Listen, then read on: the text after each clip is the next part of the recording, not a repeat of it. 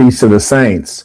We are here today reacting to an absolutely critical interview. It is by one of several persons who have left the Trump administration, primarily due to the fact that it's burning down. And that fire is of Trump's own making. So we are going to get this reaction going as we go through. If you have any comments, questions, ties, tuition, you want to support the work, you can do so here. If you feel like you don't even have $1, I've been there. Go ahead and hit the like button. It's a simple, easy way to show that you appreciate the time, effort, and perspective. Here we go. Great to be here. It's an honor to have you.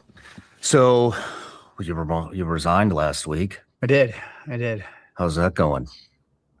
About as good as resigning to the president can go, I think. It's definitely created a lot of buzz. I just want to commend you, man. I mean, I know that took a lot of courage. That took some serious balls.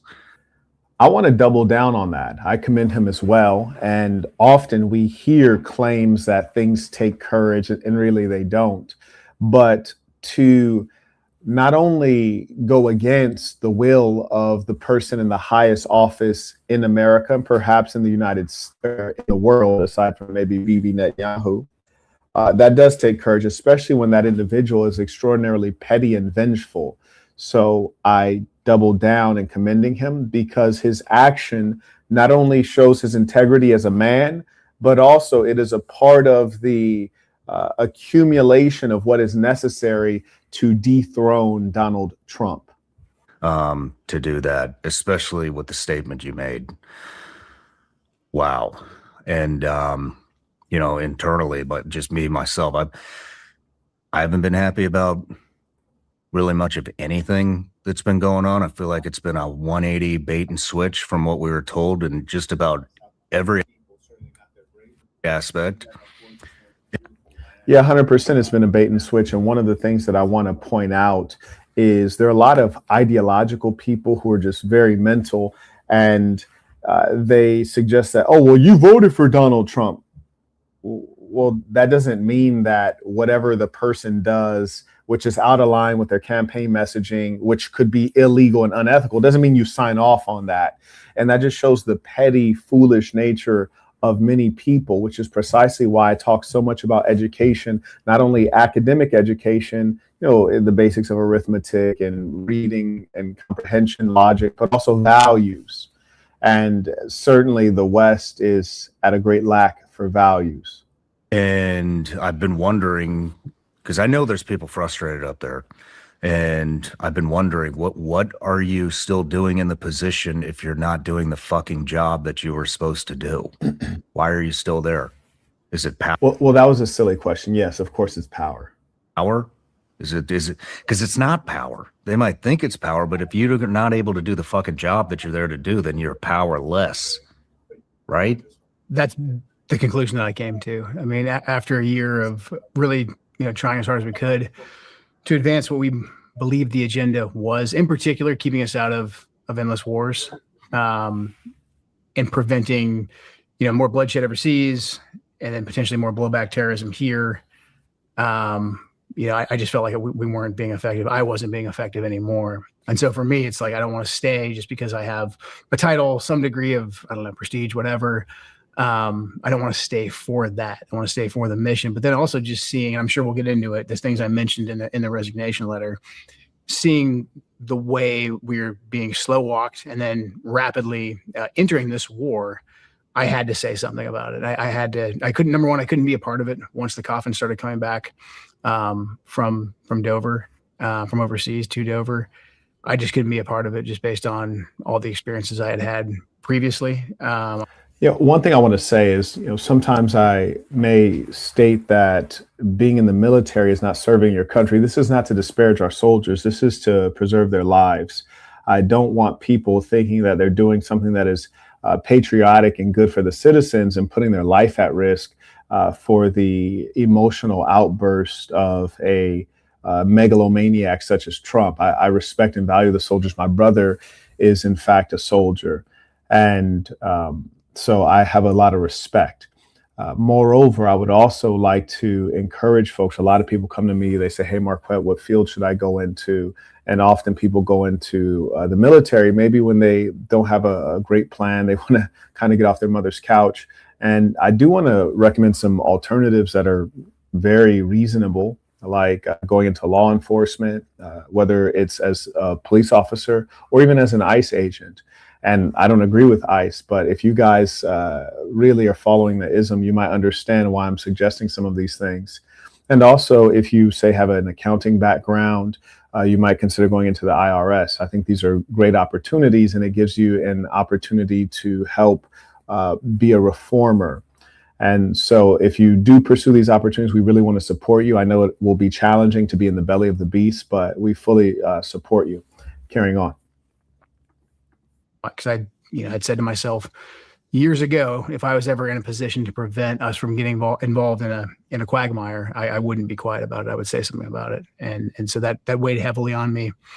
But then I truly believe, like I said in the letter, that the way that the president was influenced by the media, but then also by Israeli government officials, and the way that decision making was took place in a compartmentalized environment, compartmentalized in the sense that the president didn't have much in terms of people giving him alternative viewpoints, that our country was in a bad spot. And the most effective thing that I could do was resign publicly.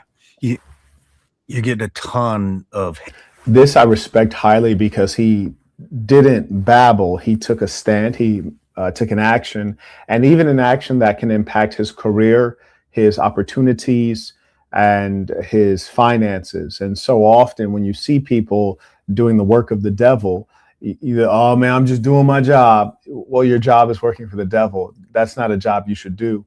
So I have a great respect for the gentleman. And if he is clever, and it appears that he is clever, he'll be able to utilize this grand exit to position himself for future political office, and also to make a bag as well, whether it's through writing books or continuing to do his podcast tour as he currently is. And you're being attacked. The FBI is coming after you. You've been accused of leaking. You've been accused of all kinds of stuff. It's ridiculous in my mind. But, I think the one thing that you've been accused of the most is people are pissed that you called Israel out. Mm-hmm. They're really, really upset. And they make it sound like there's zero justification for that. But I want to, and I'm listening to this in real time with you all for the first time. I just want to point something out or make a prediction, maybe a suggestion.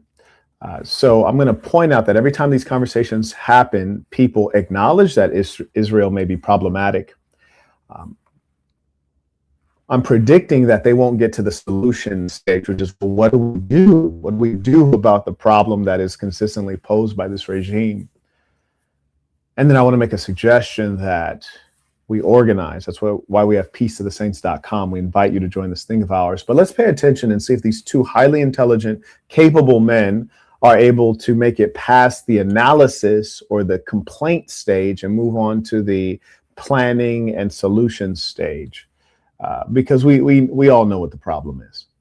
I have a couple of things right here that I want to read off. You're saying that the administration, president himself, was influenced to strike Iran for Israel's benefit. Rubio said that we hit them because Israel was going to hit them first. Then the Wall Street Journal had an article out, I think it was last week, maybe the week before. And this is quoted. To help make the case on Iran, Lindsey Graham traveled several times to Israel in recent weeks, meeting with members of country's intelligence agency. This is in quotation. They tell me things our own government won't tell me, he said. He spoke with Israeli Prime Minister Benjamin Netanyahu, coaching him on how to lobby the president for action. Netanyahu showed the president intelligence that persuaded Trump to go ahead, Graham said. It's Reuters about an hour ago today. Reuters, less than 48 hours before the U.S.-Israeli strike on Iran began. I always said Reuters. Who knows, right? Who knows? English is a language of deep orthography. But one thing we know for sure is that none of this is surprising. So again, what is the solution? So I'm just going to fast forward past that and let's see what they talk about. All the signs. Yeah. They're trying to shut people up by saying you're a conspiracy theorist, you're anti-Semitic, etc. But yet they will come out and they will say we had to attack Iran because Israel was going to attack Iran. I mean, Secretary of State Rubio said that, the president said it, many others have as well. So it's right there up in our face. And so again, for me, it was just something that I couldn't. I felt like I couldn't influence anymore from the inside, and I could no longer be a part of. But it's insane. I mean, and even if, do you know Israel spent $6.4 billion on this war since March? You know how much the U.S. has spent?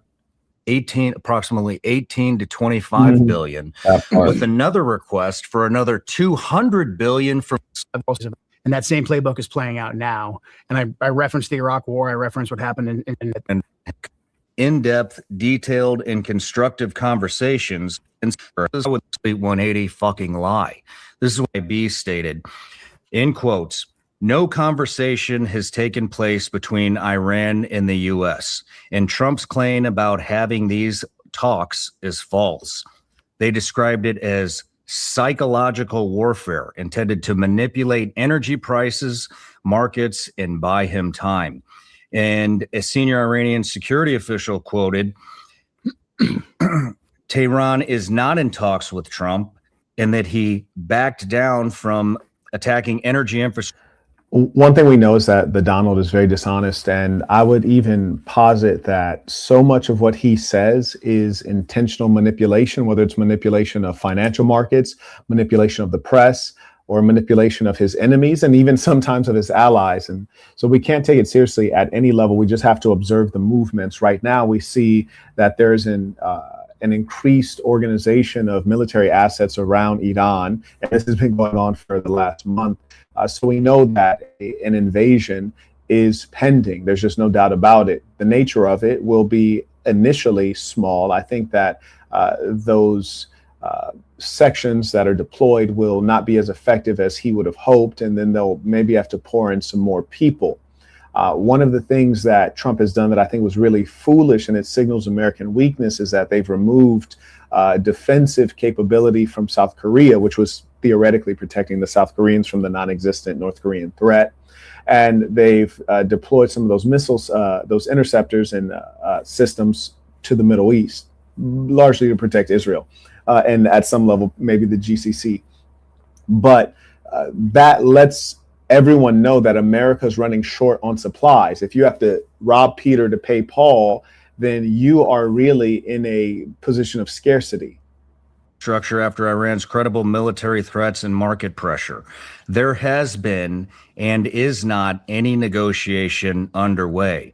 IRGC, linked outlets, and Iran's parliament speaker called reports of negotiations, in quotes, Trump's own words, fake news. We're in a bad situation. I mean, I pray that this 5-day somewhat truce, I hope it lasts. The problem is the Israelis have said they won't stop striking throughout the entire period. They came out and said they don't care. Right. So this is the fundamental problem. The fundamental problem is that we right now are not capable of restraining the Israelis. I think if President Trump focuses on it, I think he has the power to restrain the Israelis. But that's the key first step in any formula towards peace. He's got to restrain the Israelis before he can even get the Iranians to the negotiating table. Now, there's a lot of speculation that maybe the president made that statement. This is a very important piece that they speak on, which is the warlike nature of Israel, which is really remarkable because the United States is clearly a warring power that is infinitely ruthless and aggressive. And the idea that the Americans have to stop the Israelis is bizarre when you consider the fact that the Israelis are supposed to be allies to the United States. They've really only been a burden and a parasite. And in as much as that's the case, we know that the Americans are not going to defund or attack the Israelis. So we essentially are dealing with a rogue nation in Israel that will drive this thing as far as it has to go for them to be certain that Iran will be a vassal state of Israel. that cannot end well. It will end in much bloodshed and potentially could escalate to nuclear warfare. But if not, if they don't make it to the nukes, then certainly they'll use conventional means, the US and Israel in concert, to completely obliterate the Iranians. And when I say obliterate, I'm talking about at least 100,000 casualties. I'm talking about civilians deceased. To jet launch the stock market today. Here's a post. Just minutes before Trump's announcement of talks with Iran, massive traders hit the market. In one move, 1.5 billion in S&P 500 futures were purchased. This trade was so large, it sent the entire index 0.3% higher that exact minute. 192 million in oil futures were also sold. These orders were 4 to 6 times larger than anything else at that time. Whoever made those trades made $60 billion. I wonder if that was Congress. I wonder if that was insider trading Congress. Yeah, certainly it was. And what people don't understand is that we're in such a fragile time in the United States. We're in revolutionary times, and we must organize. And if you're outside of the government, you're at risk. You need to be inside the government because our government is so corrupt. It's a mafia. And the fact that we openly know the Epstein class is ruling us, they're immoral, they do not police themselves, and there's no legitimacy in government, yet we still allow it. That speaks poorly of us, even more so than the crimes of the Donald speak of him and his collaborators. We should be ashamed if we're not doing anything. The administration and the Senate. I hope people look into that. I hope they look into it too. I hope they look into it because it definitely should be researched. Well, a lot of people are looking into it because it's going viral on it. Yeah, I mean, people are looking into it, but who's going to do something? See, looking into things is not the issue. We've looked into the Epstein files. We've seen what is there, but we've done nothing. That's right. Had a way to make money at the end of the day. I think a lot of people have forgotten just exactly who the fuck you are and what you've done for this country. So Joe Kent, former director of National Counterterrorism Center, retired Green Beret, former member of a classified special missions unit, former CIA paramilitary officer, Gold Star spouse with 11 combat deployments, 6 Bronze Stars, author. When you hear about things like that, 11 combat deployments, you're like, sheesh, America stays busy. I mean, I don't recall war being declared so many times. What are the American military assets being used to do? Send me the true story of a mother at war, a tribute to Shannon's courage and a testament to what real service looks like. Trusted by President Trump as his real service looks like firemen, teachers, nurses, physicians. That's what real service looks like, and it occurs every day. It's not so dramatic as some young, uninformed 18-year-old going into the theater of war and having their life ripped from them for a cause which they don't fully understand. That's not service, that's sacrifice. You're a sacrificial lamb. You see, and it's really sad. There was a white woman in a restaurant sent her son over to tell me, hey, thank you for your service. I said, I do not serve in the American military. My brother does. I'll forward your thanks to him. But the fact of the matter is, you have some young kid who goes into the military, gets his leg blown off, comes home not whole.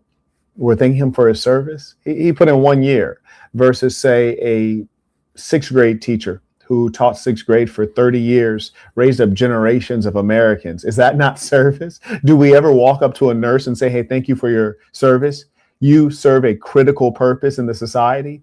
Do we go to firemen and say, hey, praise you? You run into burning buildings where everyone else is running out. No, the society is backward because we've been brainwashed. You have to be brainwashed into the idea that you should go to another person's country and take their lives for unexplained reasons like abstractions, American freedom and democracy. It's ludicrous, the idea that an Afghan in Afghanistan or an Iranian in Iran wants to take your freedom. How could they do such a thing? They're an ocean away.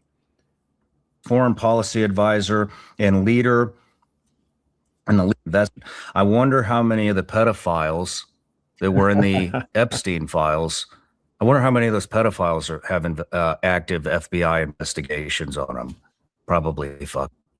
Man, this guy is very vulgar. I don't even know if we can continue too much longer with this guy. We'll continue if you folks so choose. Shout out to Joseph. He writes, can you upload the 315 AI practicum recording? Absolutely. Let me make a note of this, and thank you for asking. Make a note of that, Joseph. I appreciate that. So yes, sir, we will get that uploaded for you. Roger that. I also acknowledge Demoy. He writes, peace to the saints. Thank you for giving the saints an opportunity to get our drip right. In Nam, we had an outstanding outing yesterday, and we mesmerized everyone with the drip. Bruh, listen to me, man. And shout out to the folks who are on the Drip Trip 2025. I was tagged in a photograph. Shawn tagged me, and man, listen, the drip was immaculate. The gentleman looked fantastic. It was such a beautiful thing to see. And you guys really create a treat for the eye. And you guys bring the beauty into the world that people need. So shout out to all the saints looking good. You know, people don't get dressed up enough. Enter Iran by March 31st, and a 19% chance of a U.S.-Iran ceasefire by March 31st. What do you think about those odds? Man, a ceasefire, I'm skeptical. Again, until the Israelis are restrained, there won't be a ceasefire. Boots in the ground, as you know, when you have combat resources in theater and you've got active combat going on, saying that you can control any of these factors is more of a wish than a plan. So my fear is that we could rapidly escalate. How long have you been frustrated with what's going on? Basically since the lead up to the first iteration of our conflict with Iran in June, Israelis' goal. So what I watched the Israelis do over the course of the last year was use their government officials engaging with our government officials, but then also their surrogates in the media, Mark Levin, who I'll talk to tonight, mainstream media, think tanks, Foundation for Defense of Democracies, a lot of talking heads on Fox News, to move the red line. So Trump had said, my red line is no nuclear, also on the news. I mean, let's backtrack. Yeah. I don't think not one of our 18 intelligence agencies had mentioned that Iran was enriching uranium, correct? They were doing enrichment to some degree. So there was enrichment. For no nuclear weapons. But no nuclear weapons. No and nuclear we weapons. knew, all 18 intelligence agencies agreed that the fatwa against actually making a nuclear weapon was holding, and the Iranians were not making a nuclear weapon. And that was the biggest mistake the Iranians have ever made. And this is typical for religious people. They're not thinking clearly. But I respect the ethics and the effort. And now they're paying dearly. But they're in line with their values. And I think this is the cost that they're obviously willing to pay, the price of martyrdom in Shia Islam. This is something that is often spoken about. And in fact, I do believe that their Ayatollah sacrificed himself to further embolden the people such that they would continue to fight for the land and for their right to sovereignty. But, sad situation unfolding. So that Tulsi Gabbard testified to that last year. She just testified to it again this year, that the Iranians, under the previous supreme leader who was just killed, now the Iranians more than likely are going to change their strategic outlook. That's my guess. They'd be fools not to change their strategic outlook. It's quite comical. 18 separate intelligence agencies in the United States government all agreed that Iran was not a threat in terms of developing nuclear weaponry. It is bizarre that the United States president would not, yield to the expertise of our own intelligence community, but rather takes what the Israelis are saying. If that's not ringing an alarm bell, I don't know what is. Yes, is like, hey, a lot of their hardliners are now saying, hey, do you see what this moderation got us? And now they're going to attempt to buy one or spread. That's just my guess. But for the last year, prior to this last conflict kicking off, we did not assess that they were trying to make a nuclear weapon. So that's why they had to move the red line and say enrichment. And so finally, through. So what he's essentially pointing out is that our government keeps lying, but we already know this. And so the real question is, what will we do? And I'd like to think that I've been ahead of the curve in telling you guys that we're in revolutionary times and also organizing people, because we're past the information gathering. We know the government is corrupt. We know the government is dishonest. We know that they're squandering our tax dollars, allowing our infrastructure to decay, not educating our people, not making them competitive in the AI economy. So now it is just to depose them. retaliate against Yes. us? If they know that the Israelis are the ones that hit them, why would they retaliate against us? Because they know that basically we fund the Israelis, that Israel would not have the Thank you. offensive capability Thank without you. us. The Israelis are very competent at conducting, I'd say, like smaller, more clandestine intelligence type of assassinations. Very good at doing that. They don't need our help to do that. They don't need our help gathering very much intelligence. But for big military lifts that involve, deploying strike packages several thousand miles, they need our help And for troops. that. And troops. And also, They want us to die for them. in order for them to commit that air power to Israel is like a big booty girl with she's rotten on the inside, just exploiting the living daylights out of you. Shout out to Danny, came in via Venmo. He writes, "Peace of the Saints. Thank you for being a great mentor to me and the rest of the Saints. Glad to see you healthy and well. Marquettism is for the kids. Marquettism saves lives." I appreciate that. Yes, I'm happy, healthy, and wealthy. You dig? I appreciate it. And I hope all of you feel that way. And it really is a choice. You get to choose how you feel. I acknowledge 7. He writes, "Respectfully, I really appreciate watching you speak. You are the greatest speaker alive." Sir, I appreciate that. Beyond that, your business acumen, understanding the value add, and political leadership are the greatest we blacks have had in generations. Thank you. Peace of Saints. Bruh, you ain't never lied. You ain't, and we need some help. Shout out to Zachary. He writes, "What are your thoughts on the Professor Jiang fellow?" I am really curious as to who he works for and who funds him, because it seems like maybe he has a Chinese audience, but he's speaking in English. I don't know what university he's with. I've not done too much research, but he's a very interesting character. He's reasonably bright. He clearly is very much so into game theory, which has its shortcomings, but it's a great logical system to give you some kind of mathematical, scientific determinism in explaining yourself. I have reached out to him, offered him money to take an interview, my own money, and I've not heard anything back from him. So I am quite suspicious. Gentleman writes, "Is this streaming elsewhere?" Yes, absolutely. It is streaming elsewhere. It's streaming on Twitch, which you can see in the banner at this time. And it is preferred that you watch on Twitch because Google is a censorship corporation. That's why I'm talking to you on this channel as a guest of someone else, as opposed to on my own channel, where we have damn near 400,000 subscribers, because I am blocked from my own channel.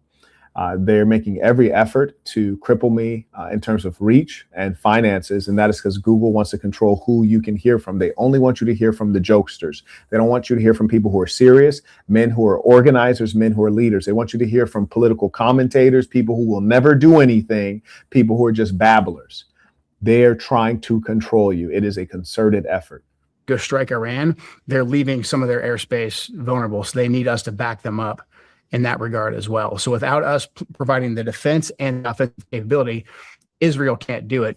Now, Iran, in the lead up to the 12-day war, during the 12-day war and after Midnight Hammer, they observed the escalatory ladder very, very carefully. They didn't have their proxies attack us, and they also didn't attack us until Midnight Hammer. So they let the Israelis strike them throughout the entire 12-day. Yeah, I agree. I think Iranians have been extremely patient. In fact, too patient. I think that's partly why they're in this situation. And the only government on earth that I've observed in the last 2 decades that has really been effective and gotten everything that they want has been Israel. And you got to give it to them. They've done a phenomenal job at going after their pursuits. 7 further wrote, "I've noticed many inconsistencies in his analyses. Do you suspect he represents clandestine services of the CCP?" I do suspect that, sir. Yes, I absolutely do. Shout out to Das. He writes, "Peace of the Saints, big homie. I've decided to cut off my brother regardless of my father's advice because I know he's a bad person. However, he continues to text me. Would it be best to ignore him until I possibly run into him, or should I respond and clearly let him know where I stand?" I'd probably just block it and call it a day and carry on with greater pursuits. It seems as though the die has been cast. Further, I think I talk about this in the Book of Dark Truths. Shout out to Mr. Tabit supporting the work using the Stripe link in the description of the video. You are appreciated, as is Frank, who also used the Stripe link. May I also acknowledge Jorge, who got the course on school.com/Marquette. You just click classrooms. It's called How to Create a Product-Based Business. And that one will be of great value to you because you cannot be fired when you run the business. Someone asked, "What is your recommendation for improving speech?" I mean, well, what is the likelihood that I could just tell you one sentence right now or two sentences that would greatly improve your ability to communicate, which involves the harmony of speech, body language, and much else. I have, however, done you something much better, which I have an entire course. It's called the Master Communicator course. And you can get that at school.com/Marquette, M-A-R-Q-U. So that's SKOOL.com/MARQUETT. Just click classroom. And the fact of the matter is that course is very far reaching. It not only talks about public speaking, it talks about interpersonal communication. It talks about your body language, but also interpreting the body language of others. It talks about communication in the workplace. It talks about communication when you're with your lady engaging with another couple. It's very much so far reaching. It also gives you the psychology behind these things. It talks about speech writing and editing. So you'll really benefit from it. I've taken a couple courses in communications and public speaking. They're generally from people who are not very good at it. I remember my first course, it was by a small woman at a community college when I was 16 years old. It was a public speaking course. She could scarcely give a public speech. I find it bizarre that they allow people who are underqualified to teach these things. But one thing I can tell you, my acumen in public speaking, not only do you get to observe it on a daily basis, I've also been awarded for it widely. Not only have I won in excess of, exactly 19 speaking contests starting from when I was 16. You can see me speaking around the world, whether it's giving speeches in China that are being translated simultaneously into several languages, or speaking to the South Korean government, or giving speeches to the government of Puerto Rico, or speaking throughout the United States on various topics from tech to health to product-based business, politics, and much else. So you are truly learning from someone who is a master and has done this at the highest levels, whether it's fundraising hundreds of millions of dollars as a tech entrepreneur, or as someone running a nonprofit, or a functionary in government. I really do this at the highest level. So you will be learning from the master. And they didn't target any of our bases in the region. And then after Midnight Hammer, they shot back an equal amount of missiles at like the empty sector of one of the bases in Qatar, as we dropped bombs inside of Iran. So I think this next iteration, they said, we're not going to do the escalatory ladder. If you guys come after us this time, because they knew that the Israelis were going for a regime change. They were going to try to take out the supreme leader. And that's what led them to say, if you guys, which is a regime change war in a massive country like Iran. So I've always been against us doing a prolonged kinetic strikes inside of Iran. When Iran shot ballistic missiles at our troops, I thought we would have been justified to basically counter battery and take out some of those. We would only strengthen the hardliners in Iran. We would only strengthen the Quds Force, the IRGC, and the hardline Ayatollahs if we go in there and try and take them out. It's the basic rally around the flag effect. And I think we've done that. I mean, the Supreme Leader, Ali Khamenei, that we killed, not a great guy, probably a bad guy, but by killing him. Is that a fact? Is he a bad guy? You see, this is the psychosis of the West.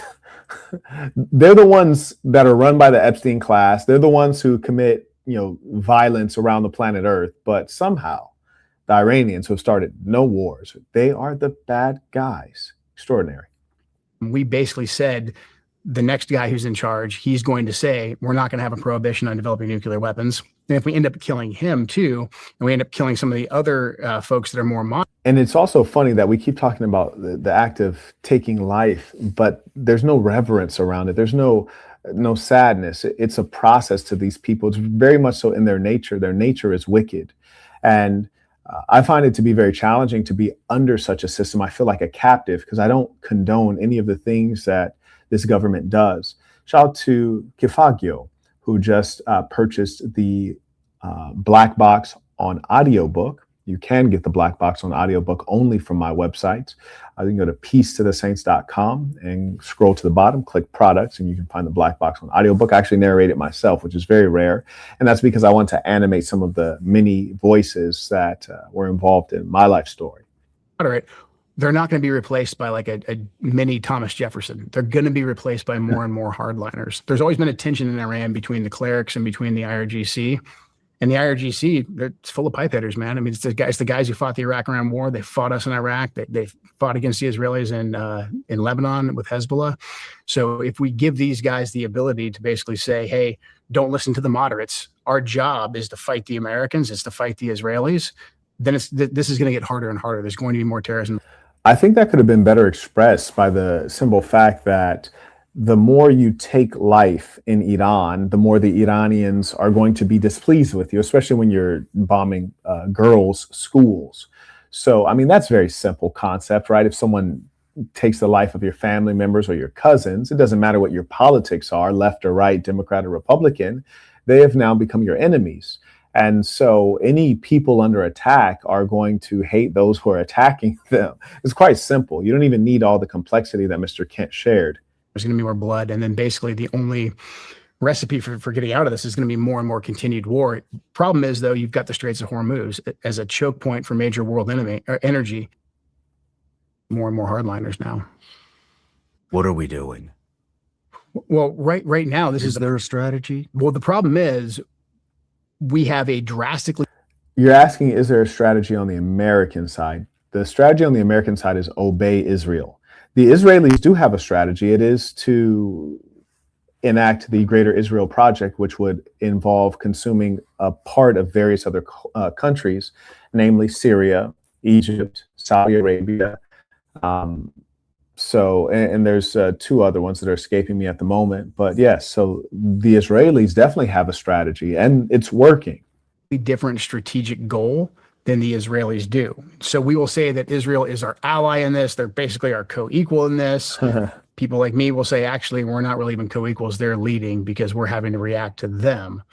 But either way, we're basically joined at the hip with the Israelis. Now, the problem is they have a much different strategic goal and a much, I'd say, higher threshold and tolerance for chaos and bloodshed than we do. Now, we have stated that our strategic goal, you'll hear Secretary Haig's Iranian Navy to destroy, you kind of have a checklist. That's about as far as we've gone, is we never really, but I just remember being in Iraq, being like, well, strategic goal.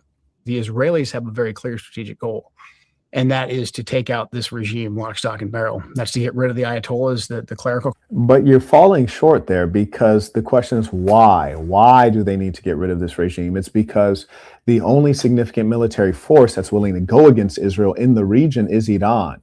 And once Iran is marginalized, then Israel can enact the Greater Israel Project. They already, oh yeah, and they're going to take over Jordan too. I forgot to mention Jordan. This is a country controlled by CIA. It's been known for a long time. Every time I'm in Jordan, every taxi person, taxi driver, every person in a coffee shop will tell you that. The Hashemite kingdom. So the fact of the matter is that the Israelis are doing this not as an outcome, but rather as a step to a greater goal. And that's the problem, is that they're kind of falling short on their thinking. And Matthew, I would encourage you to show yourself some respect. Respect yourself as a man. We see very clearly that people who have serious questions, they use PayPal or Venmo. And when you try to ask questions without using our established procedures, you kind of slap the other people in the face who are using the established means, because basically you're trying to skip the line. It's not an honorable thing. And here within the Assassin, we try to be honorable and fair and have predictability. So I would encourage you, feel free to engage with others in the chat. But if you have a serious question, use the proper means instead of disrespecting the culture here. I thank you for that. Class that rules over, and then also the IRGC, which is a huge lift. It's a big country. Those institutions are massive. They've got a lot of support, but that's the Israelis' goal. Now, the Israelis don't really care necessarily if that happens and Iran then slips into chaos and the Straits of Hormuz remains inflamed and there's a migration crisis, there's an ongoing war. The Israelis don't care about that at all. They care the IRGC and the Ayatollahs. Up, you had a really good article in the Washington Strategy here, and that made me think. Citing recent reporting that the president is considering seizing Karg Island, Iran's main hub for oil exports. This is you quoted. I just think that would be a disaster, Kent said, of deploying U.S. troops there. It would essentially be giving Iran a bunch of hostages on an island that they could barrage with drones and missiles. Are you the only fucking person up there that's... these kind of white guys that talk like this, very annoying and disgusting. Uh, there's like a culture around this kind of language, inarticulate. It's really a shame. That's thinking straight, because that's exactly what would happen. King Island. Especially pragmatic and are expressing their concerns. I don't believe they're being listened to. Now, obviously, the administration will push back and say, no, we're Like you in there with tons of experience in war and intelligence. Yeah. And there's others too. There's plenty of us in there that can give him much better advice. I just hope the president reflects, and I know he's mad at me. I hope he reflects, and I hope he looks at the advisors he has. You see, I understand there's a tremendous amount of fear because they keep saying that, oh, he needs better advisors. No, he has some of the greatest advisors on earth. I mean, the United States, if we've done anything, we've done war. We know war. So there's no doubt that he's received access.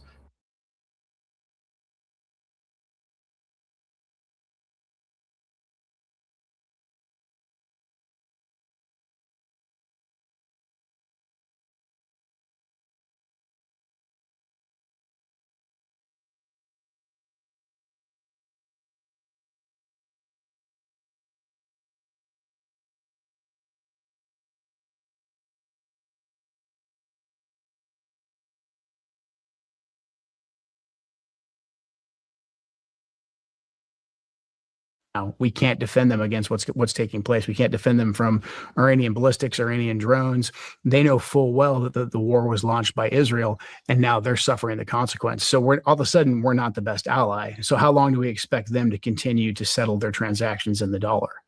So the ramifications of this conflict, I think, are massive. What about Europe? I mean, when the facility in Qatar got hit, I mean, they're now having to renegotiate all their contracts with China, Italy. There was a handful of European countries that did get the majority of their oil from there.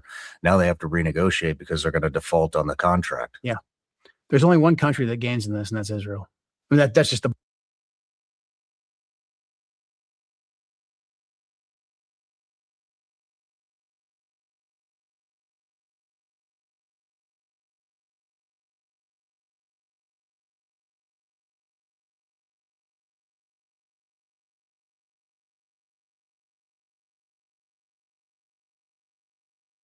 bottom line. Is there anything that we gain? Do we gain anything at all by doing this?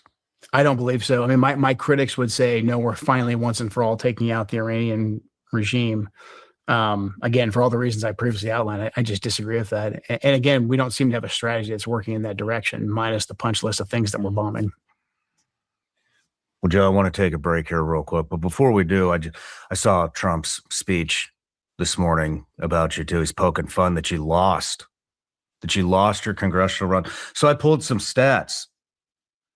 So I'm poking fun at you. Actually, you feel it a little bit. We're doing in all this. I'm not sure. I mean, I think he's doing the best he can to give the president options. I mean, he came out right away, and I think was pretty honest when he said we had to attack, otherwise the Israelis were going to. I mean, what are the other options that he's given? Are you aware of those? I'm not. No, I don't know. Is he for this?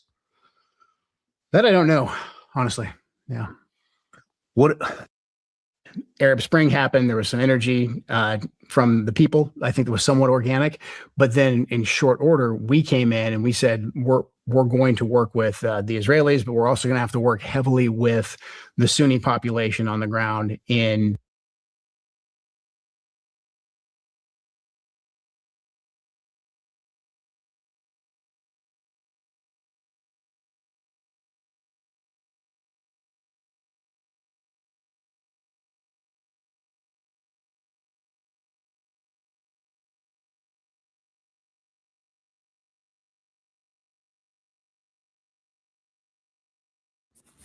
You guys confirm.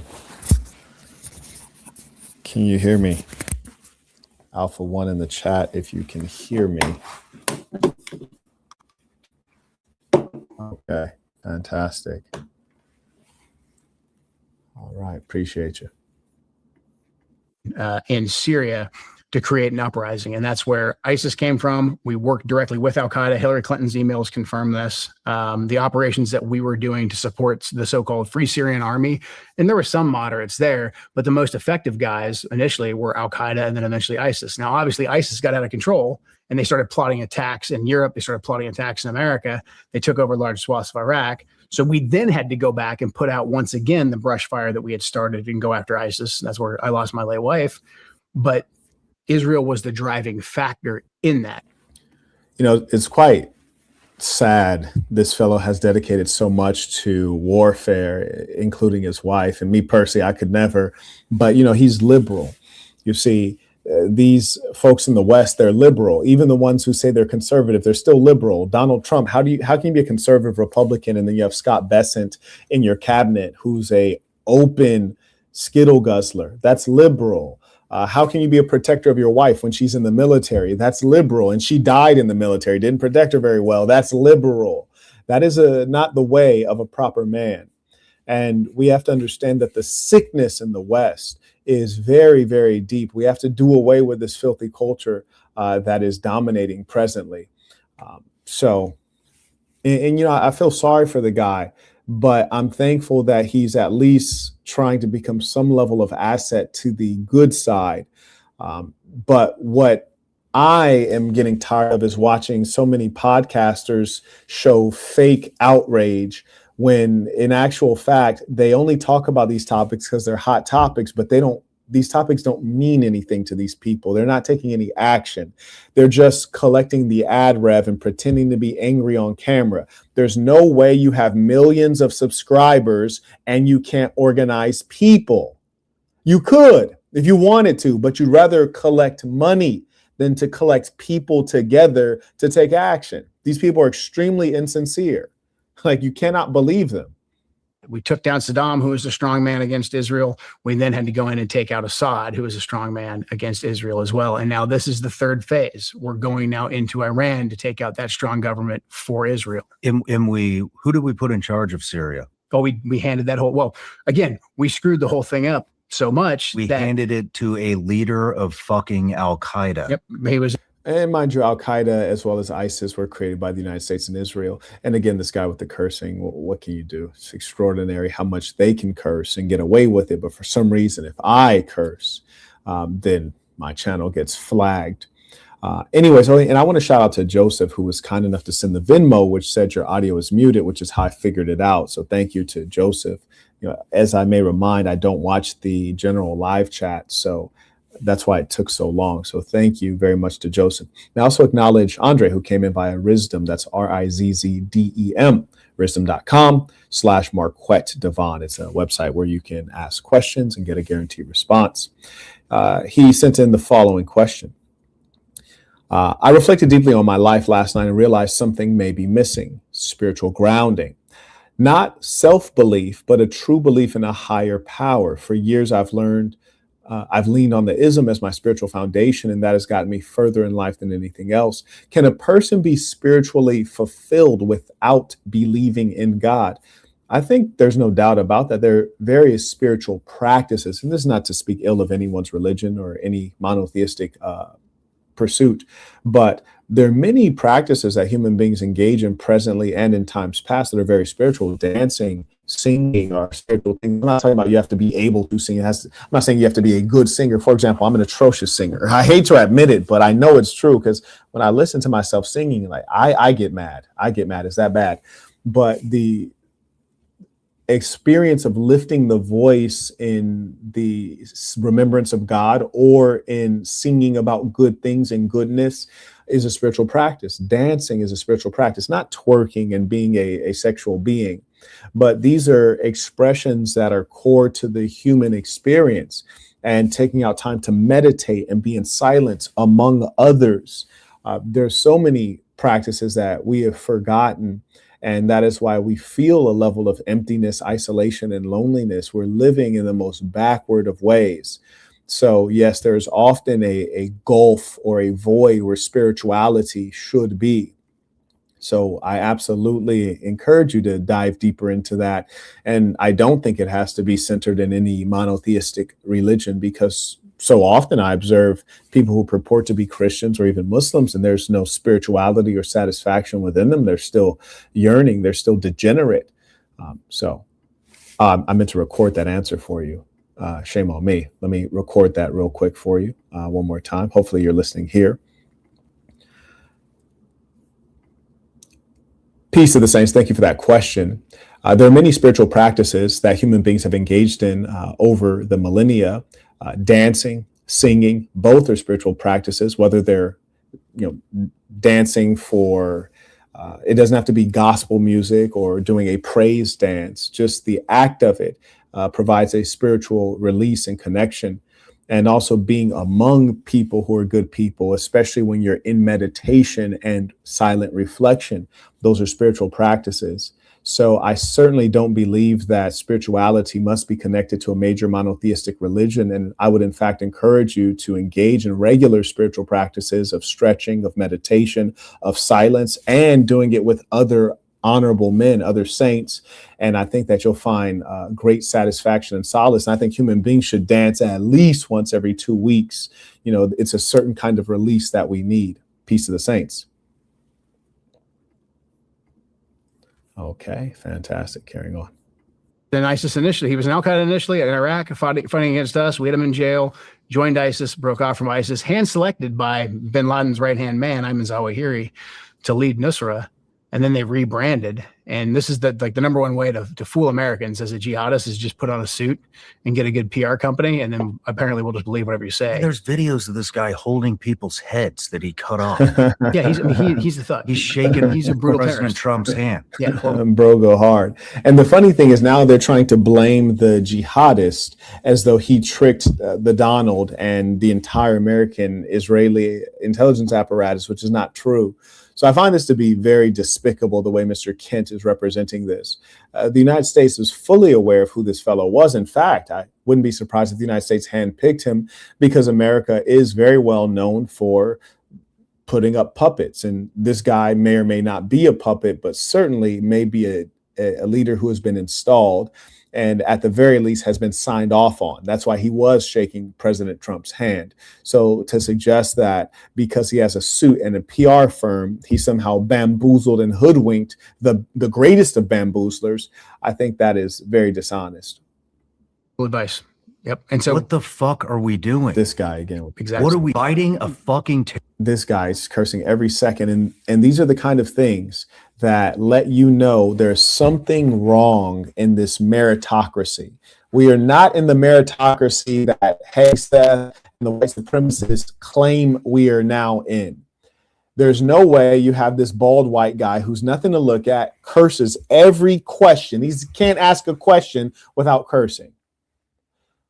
Or you have other folks like that one black guy who can't complete a sentence without displaying that he has a speech impediment.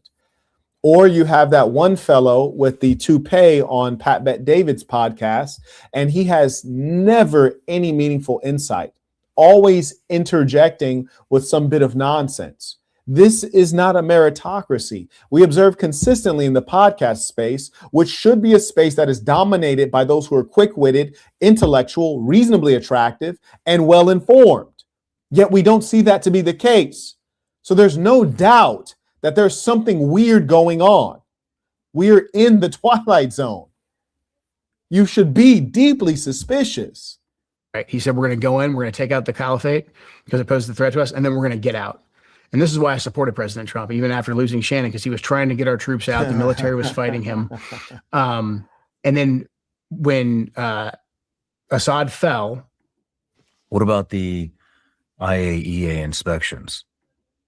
We were going in there and inspecting all these facilities in Iran, correct? And then Trump cut that. Oh, yeah, as part of in his first administration. Right, as part of the getting rid of the JCPOA. Why would we do that? I think the idea with the JCPOA was it gave Iran access, and I partially agree with this. It gave Iran access to more capital with sanctions circumvention. That was the whole famous. Initially, Obama unfroze a bunch of the assets that we had frozen, and that's why we flew over the pallets of cash that everyone talks about so frequently. And then, as part of throwing out the JCPOA, we got rid of the inspections, and we did. And there was because when they put in the inspectors, there was some sanctions relief that came there. by getting rid of the JCPOA and slapping the sanctions back on them, that made it more challenging for the inspectors to get back into the Iranian sites. Again, though, like Trump had used his leverage, he killed Soleimani. We were in a really good place. At the beginning of this administration, President Trump was in a great spot with Iran. Him and the Supreme Leader both agreed, no nukes. We need to have a discussion about enrichment. We need to have a discussion about how that's going to be supervised and checked. But this was a discussion that could have been worked out by diplomats sitting at a table, as opposed to a massive military conflict. And Iran, and again, I'm no fan of Iran. They were restraining their proxies. They even restrained their proxies throughout the first iteration of the 12-day war. So again, I go back to, why are we doing what we're doing right now? Look at the ramifications. Look at how little we're gaining from this. And again, all roads go back to Israel is the benefactor in all of this. And we've got to. So now, ladies and saints, we are approximately 50% into this interview. Consistently, it has come up that the Israelis are the reason for this unnecessary and deadly military action that has occurred. However, we have not one time heard of a meaningful solution. It is that concept has not even been broached at any level. So we know that there are enormous levels of fear and even the feeling of being impotent. And so we need real revolutionaries, brave men. And Joe Kent has taken a step, but certainly not enough. And for someone who lost their wife, you would think that he'd be a bit more inflamed. I'd love to see some passion and see him take greater action. I have high hopes for him. Get that relationship to a place where it actually benefits us and not just them. As far as these proxies, I mean, Sarah Adams, correct? Mm-hmm. I mean, she's been talking about the sleeper cells, yeah, U.S. for probably 2 years now, mm-hmm. maybe longer. Yeah, says there's thousands of terrorists in sleeper cells all around the country. I don't believe now, it. How are we going to know if Iran is the one that activated them? Right. Or were they just inspired by events that are over there? So I testified publicly in December that we at NCTC had identified 18,000 known suspected terrorists who had access to America. The more we dug into the data of the last 4 years, the more I realized we have no idea who's in our country. Just because there was no border, the CBP-1 app and the ability for people to come into the country undetected, but then later apply for a benefit, knowing they'd get a parole status, which gives them a legal status in America, which we're still caught up in the courts and fighting the courts with. We just simply don't know. The idea of thousands of sleeper cells from a single country, namely Iran, I don't think it's at that scale. I also think that, unfortunately, it is a concept that's used to scare the American people so that they can be further manipulated. And if there are sleeper cells, then that's yet another reason to acknowledge that our government is incompetent. But the fact of the matter is, there may be sleeper cells from various countries, and they would have had an easy time getting in, especially under the Joe Biden administration. At the beginning of this war, we were looking at other data sets of people who could have come from either Iran or Lebanon, Iraq, countries that have large Shia populations. And again, the data was, to me, it was as murky as the numbers of who came into the border. Like the one consistent factor I kept coming away with, or the one takeaway I kept coming away with, was that we have no idea who is in our country right now. And that is incredibly dangerous. So again, I think we should be focusing the majority of our efforts on securing our homeland and making sure that people who came into our country in the last 4 years are located and we get them out. Now, sleeper cells, I think a lot of people, when they hear sleeper cells, they'll think like it's a handful of guys who are specifically trained and infiltrated to conduct an attack at a certain time. That could be taking place. I don't think that's the main threat. I think the main threat is people that have come here legally and illegally being inspired by media they consume or by seeing social media clips and then saying, now I'm going to conduct an attack as a lone actor, because that's even harder for us to pick up on. Yeah, that's true. But also what we have to acknowledge is the fact that the United States, and in league with Israel, has committed heinous acts. And as a result, there are whites who have been here for generations, blacks who have been here for generations, Latinos who have been here for generations, even Asians who have been here for generations, who are not sleeper cells, who are not recent immigrants, who are not necessarily radicalized, but simply awakened and angry. And they're saying, not in my name. Those are not sleeper cells. And this has already occurred in the United Kingdom. They saw a lot of their young people, even white females, which is a fascinating demographic to be able to capture, but white females going to join the Islamic State. And so when you have white girls from UK joining ISIS, you have to understand that your problem is not sleeper cells.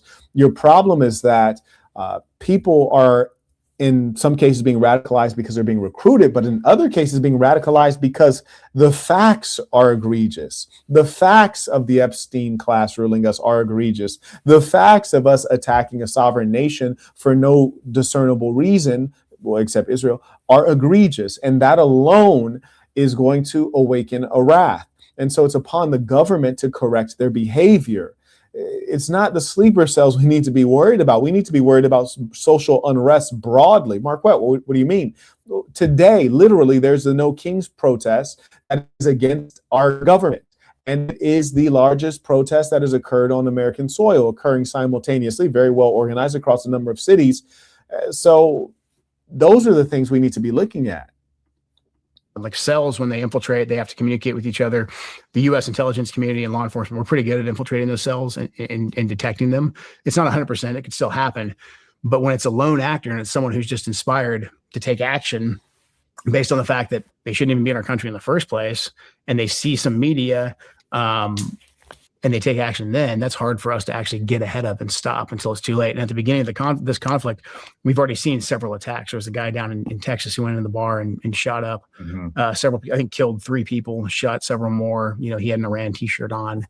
He's at ODU too, Old Dominion University in Virginia. Exactly, right there too. And then now, how do you know that how do you know they need to communicate and that we would pick that up? Because it's been reported by Sarah and her counterparts that they are only communicating back to HQ in Afghanistan through couriers, and that they're totally isolated. They don't know each other.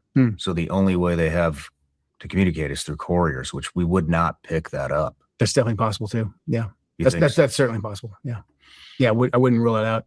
Again, it goes back to like the border was open for 4 years. So it's kind of like if you and I wanted to attack our adversaries and left their border open for 4 years, like how creative could we get? And that's the opportunity that we gave all of our enemies. So when people would say, well, how many bad guys do you think are in the country? They're like, seriously, what's the number? I'm like, I don't know. I'll tell you the truth. I'll tell you the truth is that the more we dig through the data, the more we realize we really, truly don't know. And then people would say, well, do you think it's sleeper cells? Do you think it's this, that, or the other thing? It's like, well, honestly, again, we kind of go back to the only thing we created for the last 4 years under the previous administration was a massive opportunity for terrorists to exploit our country and to kill people here. Well, I think that's a mischaracterization. There's no doubt that Biden did enormous damage with his immigration policies, or maybe lack of immigration enforcement. But American imperialism over the decades certainly will cause an accumulation of ill will in the world. And that is something that the white ruling class, in their wickedness, delusion, and dishonesty, will never admit to, that they are experiencing the consequences of their behaviors. Every time I go through TSA, I'm keenly aware that the reason I must be searched like an animal is because of a fear that was created because of the actions of the United States government and military abroad, and people wanting vengeance, not because they're terrorists, but because you've taken the life of people who mean something to them. Come on, simple.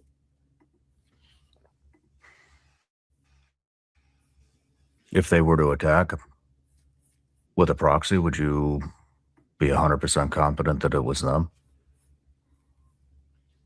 If I ran, or I mean, at this point, what we've seen more of is we've seen younger people, some of whom were born here, conduct these attacks, and they were just inspired by something that they saw.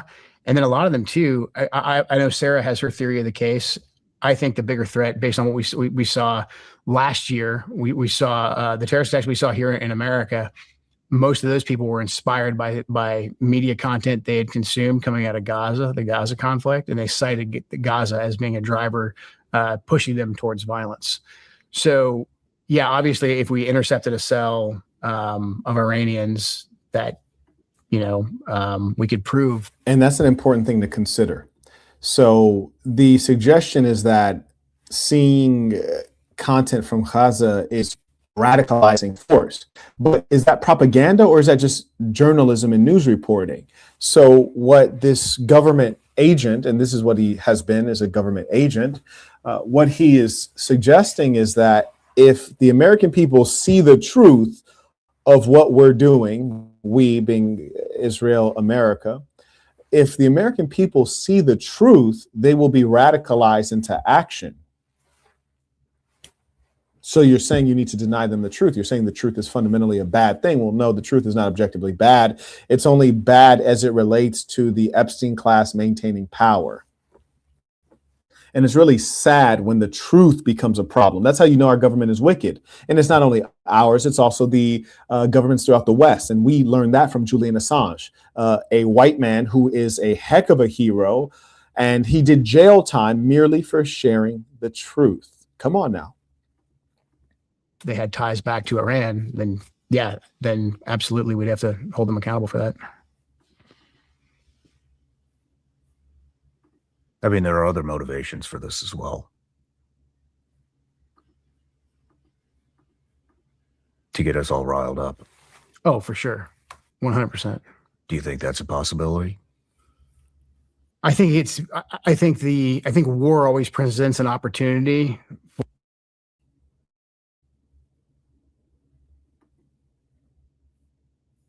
What's going on with the Butler assassination attempt?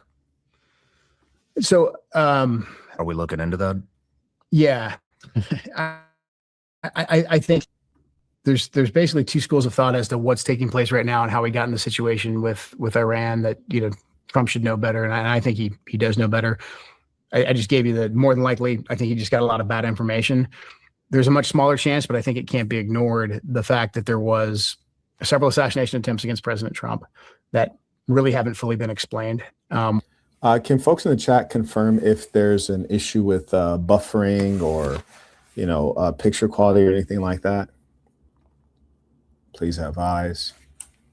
Someone wrote they're trying to take the stream down. You'll have to elaborate, folks. I appreciate if you guys could be more clear.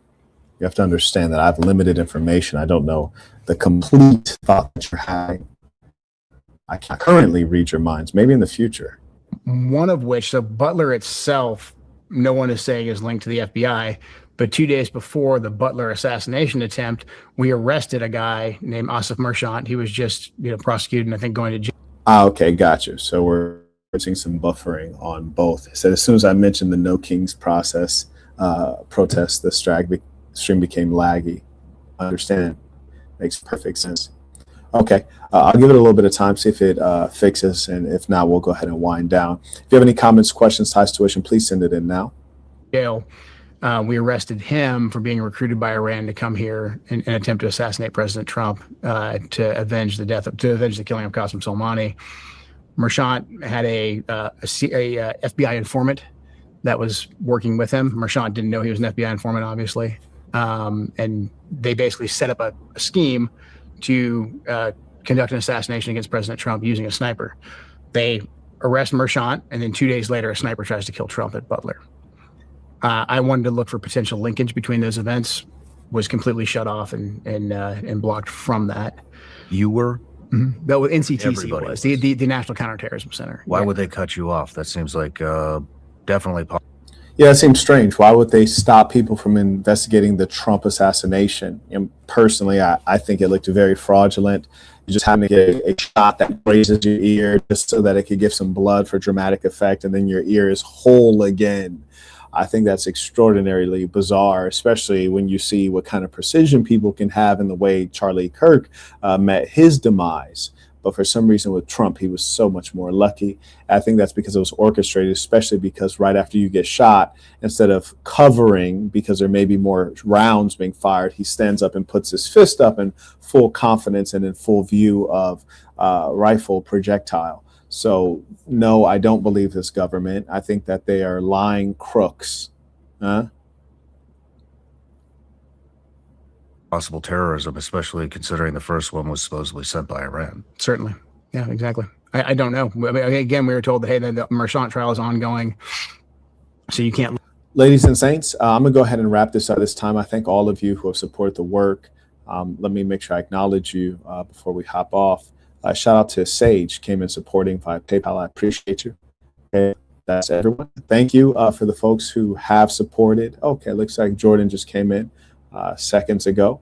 He came in a strong way via PayPal. He writes, your work is appreciated. The risks you take are not taken for granted. I appreciate that. It really does mean a lot, because I think a lot of folks really don't get that.